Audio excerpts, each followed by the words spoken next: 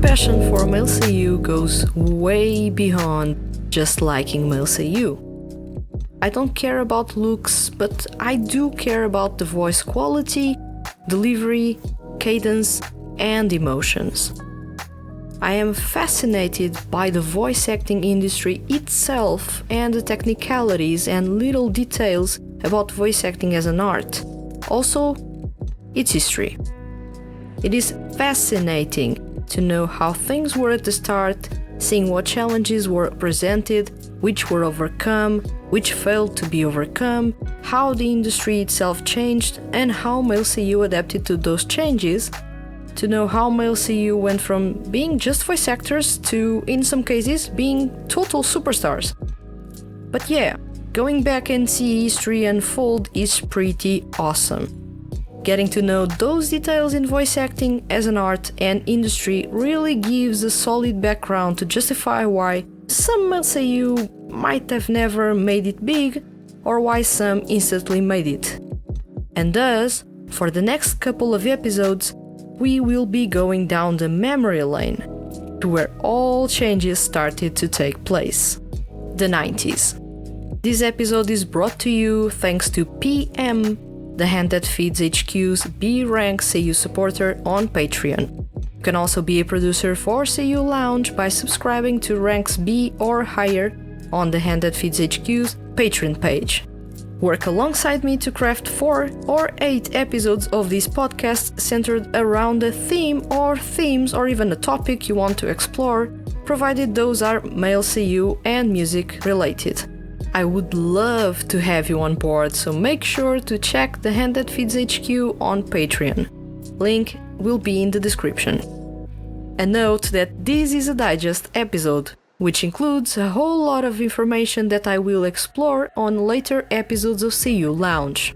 So rest assured that if something went by too quickly for you, I will return to some of those topics in extended episodes focused solely on those. Now, let's kick off this episode of Seiyuu Lounge.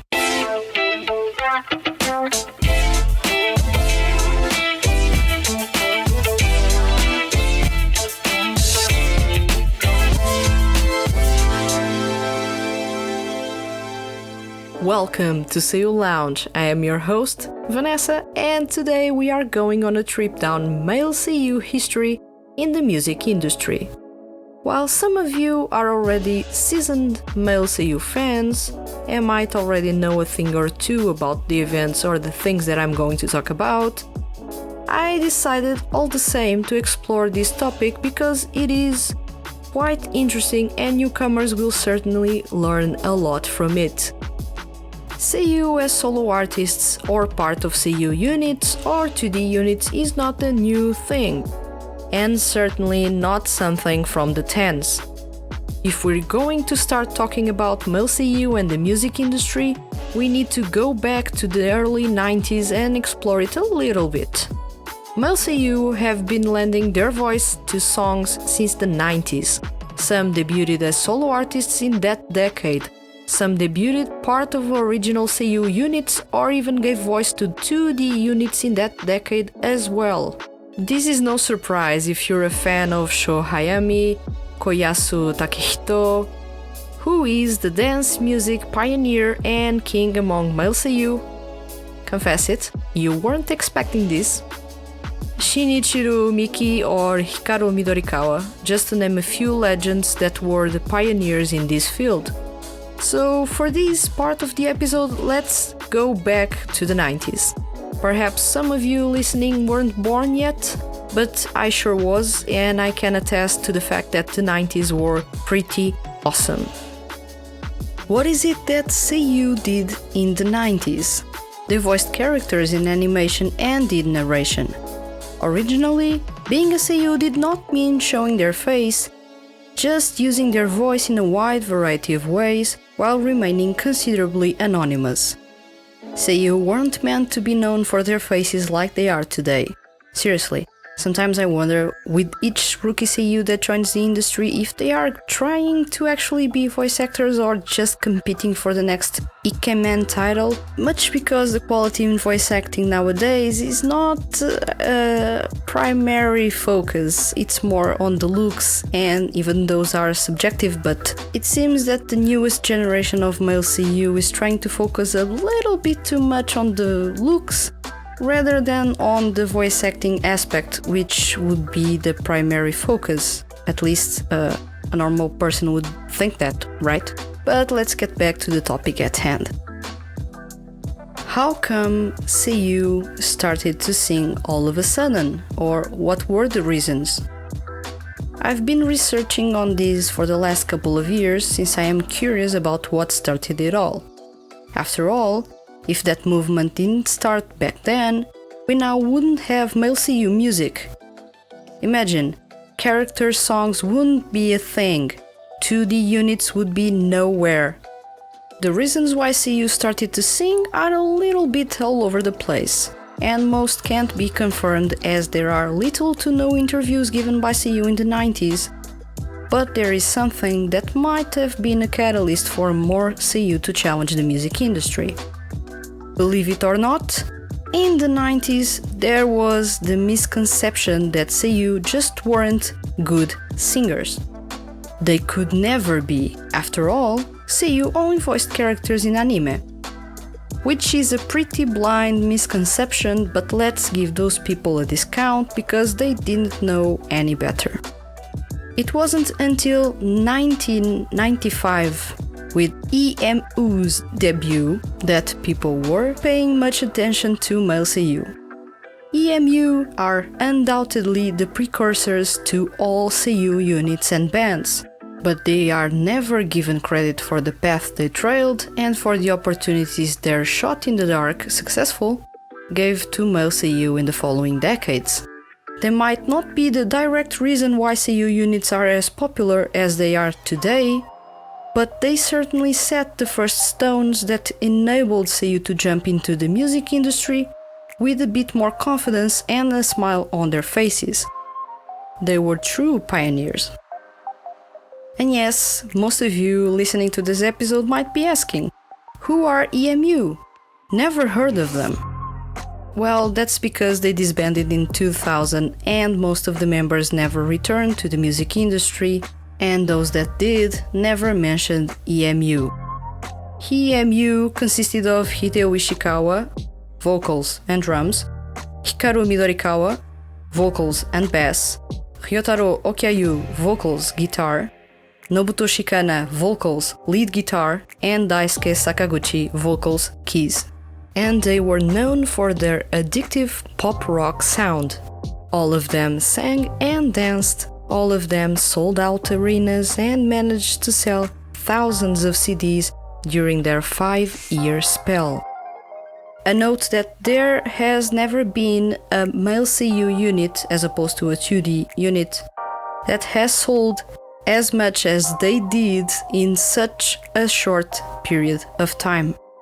And let's not forget that they pulled this all off between 1995 and 2000. Remember, when being a seiyuu and a singer at the same time wasn't considered a trend nor a cool thing. They also released concert VHSs, yes, VHS, with behind-the-scenes footage, hidden camera style, and many more innovative things at that time. So you can tell by now how important they were, trailblazing for other male seiyuu to later join the industry and not being judged. I believe that if it weren't for their success, the music industry wouldn't be this welcoming for male seiyuu to take their chances. It might also be because of them that the idea of character songs, or the concept of character songs, putting male seiyuu in a singer role performing as a character, started to be a thing by the hands of the Angelique series. Character songs. What are those, and when did those become a trend? For those that are not aware, character songs used to be a big thing in the early 10s. Not so much now. In the early 10s, it was a trend for almost every anime and game to have character songs. Every character had its theme song performed by the seiyuu that was voicing that character. The whole cast of a game or series would perform together as an ensemble or an all-stars group or students of school, whatever. We can also say that the recent trend of almost all music projects having an all-star group started in the mid-10s. But back to the matter at hand. Character songs date back to the late 90s, early 2000s, with the Angelique series. That is as far back as I can pinpoint character songs, and I dare say that it was that Otome franchise that, strangely enough, kicked off what would be a trend for over 15 years. For those that are not aware, the Angelique Otome series was one of the most popular in the beginning of the new millennium. The cast counted with big, trendy names at that time, which included Ken Narita, Kazuhiko Inoue, Toshiyuki Morikawa, Sho Ayami, and many more. Angelique's character songs trend was inspiration for Kiniro no Korda's character songs, and it was repopularized by Utepri in the late noughties, early 10s. Franchises like Idolish 7, Hypnosis Mic have kept the trend alive and brought it to this decade intact, although it is far from being as common as it was a decade ago. I believe that now fans are more worried about group songs rather than character songs. That is noticeable in sales numbers or song streams on Spotify for solo songs. Those are few compared with group songs. In anime as well, that trend faded away pretty quickly.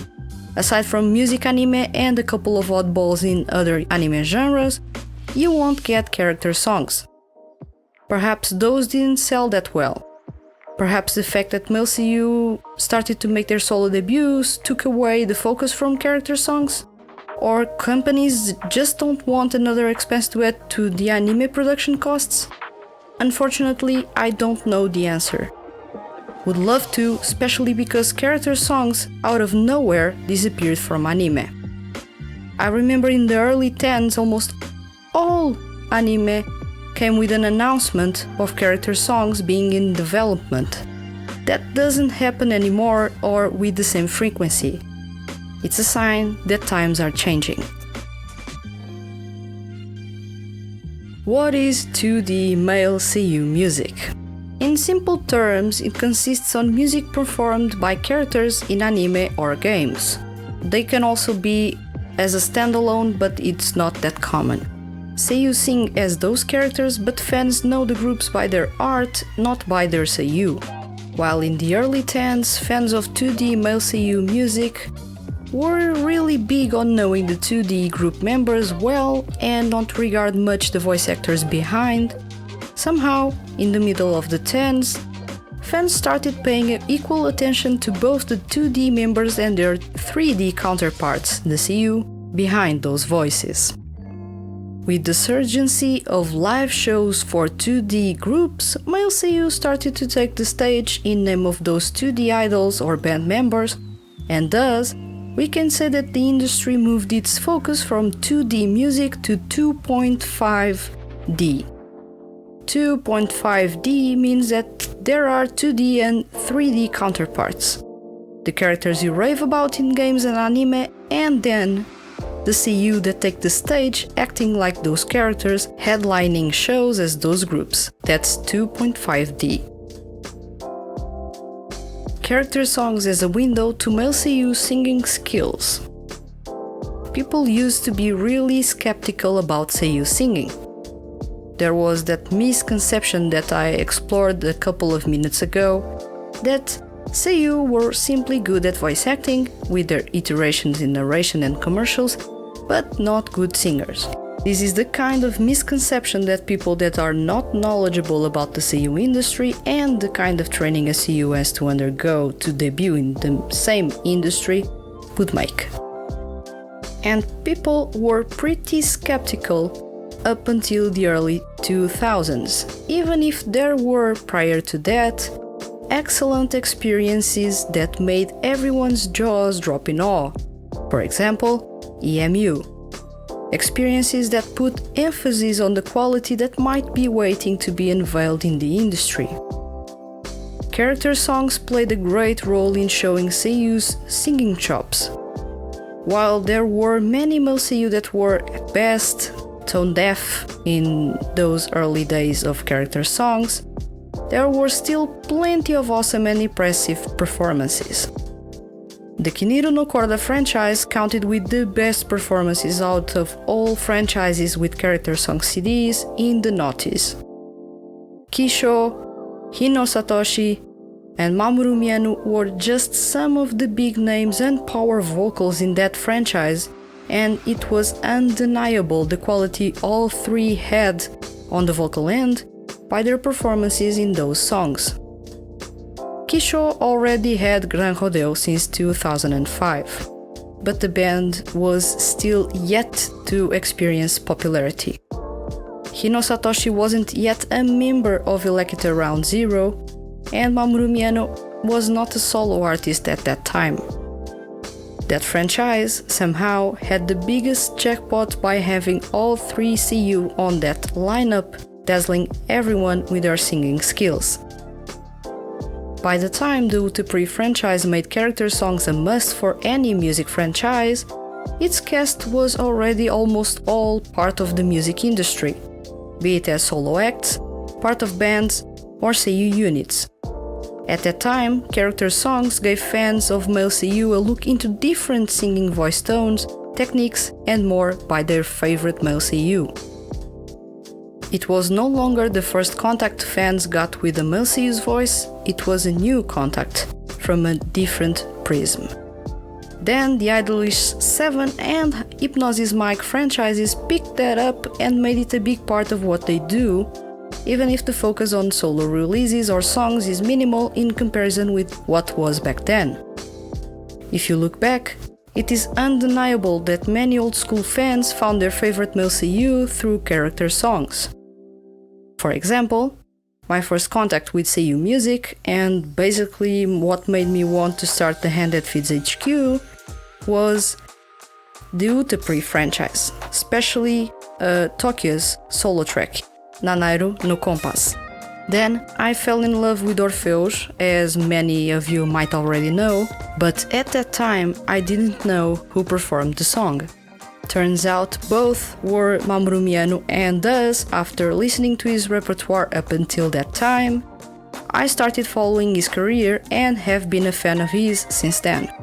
Some of you might have experienced the same, not with the same anime or game series, and since I shared the beginning of my journey as a male seiyuu fan, I would love to know who was the first male seiyuu you came across, or that you fell in love with his voice, making you want to know more about him and ultimately about the seiyuu industry. Was it through a character song, 2D group, or already through a full-fledged track from their solo or band projects? Comments are open on YouTube, and I would love to read your stories. The failed experiments in the noughties. Most debuts in the early noughties tanked before they could see the light of day. Others struggled and only years later received some recognition. The noughties were specifically dire for seiyuu debuts in the music industry.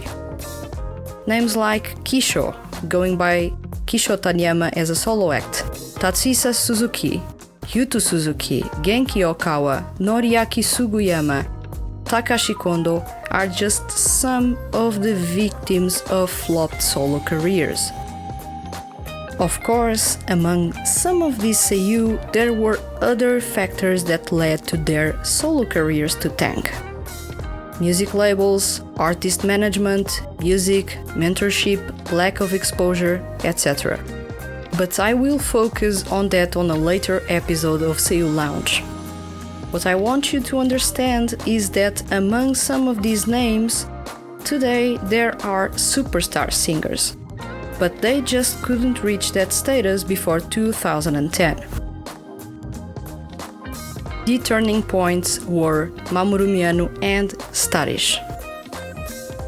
up until 2009, those who aspired to be seiyuu would solely pick, in the majority of cases, the voice acting department or the musical career. And seldom we would see a talent broadening their opportunities and try to be both. That is, until 2010 came around. The turning point for solo artists came by the hand of Mamoru Miyano, with a little help from the hype Utapri had put on him. Miyano made his solo debut in 2007, but it was only 2010 that he saw his popularity skyrocket, and people, aside from his fans, actually started to pay attention to his music. Orpheus, song featured as the opening theme for the Ute no Prince Sama Magi Love 1000%, was the catalyst. The rest is history.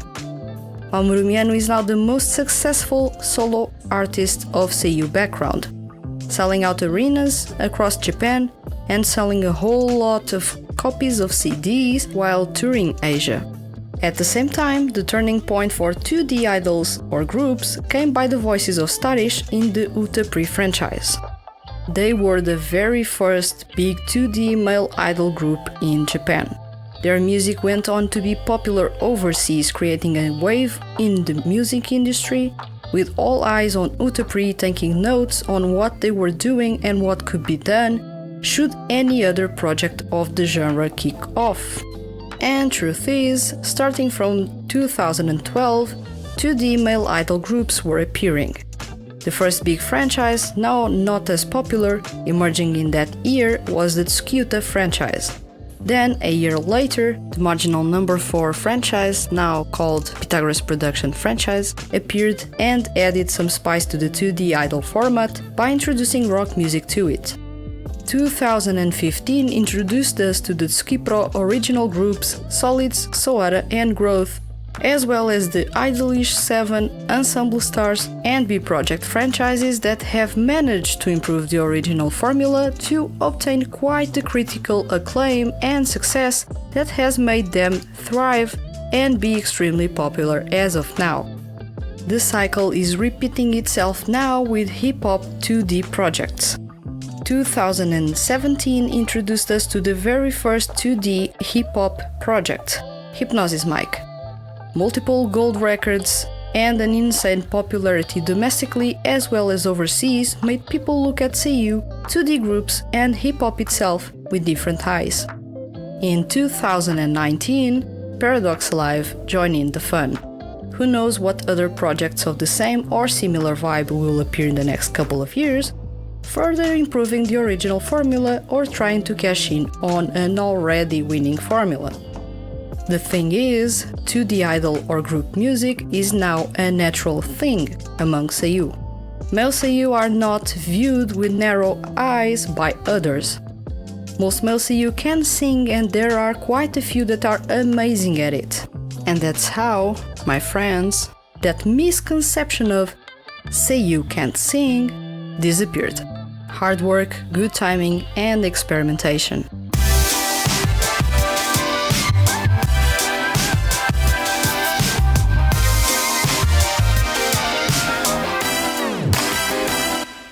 In this episode, I only explored briefly a bit of the history of seiyuu in the music industry. Rest assured that almost all these topics will be explored further in upcoming episodes of Seiyuu Lounge. For now, I hope you got to learn a lot of interesting and new things about the seiyuu industry and how it has changed in its approach to the music industry through seiyuu units, solo acts, character songs and 2D groups. Now I have a question for you. Which was the 2D idol group or project that made you a fan of male seiyuu? Let me know in the comments. If you enjoyed this episode and don't want to miss the Hand That Feeds HQ's weekly male seiyuu and music related content, hit the subscribe button. I'll return next week with another episode of Seiyuu Lounge and the continuation of these topics. Thank you for listening and see you guys around.